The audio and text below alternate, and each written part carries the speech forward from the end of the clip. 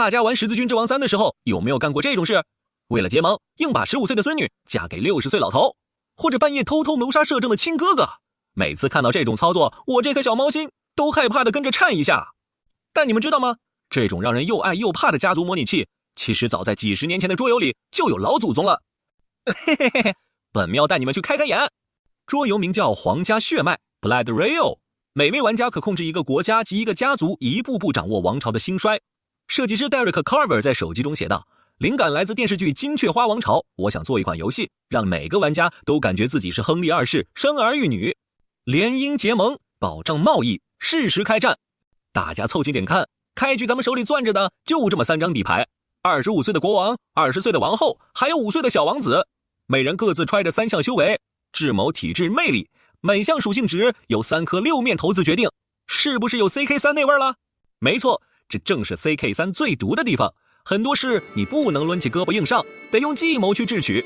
就拿收回某个封臣的领地来说吧，你若贸然动手，那位倒霉封臣10有8九要向你宣战，所以动手之前你得机关算尽。先看那位不幸被你选中的封臣手下究竟是何种兵种，再提前招兵买马，把克制他的兵种给备齐。与此同时，还得在法律上做足文章，把剥夺头衔的法理依据一层层铺稳。如此城府之深，让小猫我也害怕的心都揪起来了。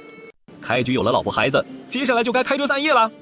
可这生娃的代价，本喵看着都替王后觉得疼。每回合掷2个骰子，点数大于7就能生娃。但如果你贪心，为了多生孩子，让老婆多掷几次骰子，她的体质属性就会狂掉。体质属性在本作非常重要，因为每年都必须要通过严苛的生存检定，其加值就取决于体质属性。是不是瞬间觉得古代当王妃真的太惨了？本喵看着心都疼得受不了了。那这游戏到底怎么算赢呢？其实特别简单粗暴，等大家约定好的时间一到，游戏直接结束，然后算算你手肚里攒了多少基础资源、半成品和奢侈品，全部折算成金币，谁兜里的钱最多，谁就是最终赢家。这心黑的程度让小猫我感觉很没有安全感啊。金币数完，这局也就到头了。其实看看那些桌游的规则书，闹人我其实心里挺感慨的。开发者总是绞尽脑汁丰富玩法的同时，还不忘用最简单的语言来教会玩家。你们能懂这种感觉吗？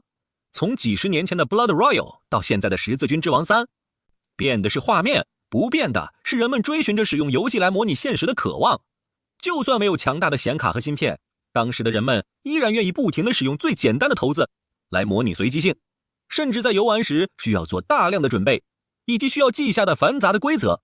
如今随着计算机的飞速发展，芯片自会计算处理一切，这份现代玩家的幸运要是能烧给几十年前趴在牌桌上掷骰子的老伙计们，他们得乐成什么样啊？嘿嘿嘿嘿，本喵今天讲的口干舌燥啦。如果你喜欢，能不能给小猫留个3连呀？你们的一点小心意就是闹人我继续挖宝的最大动力。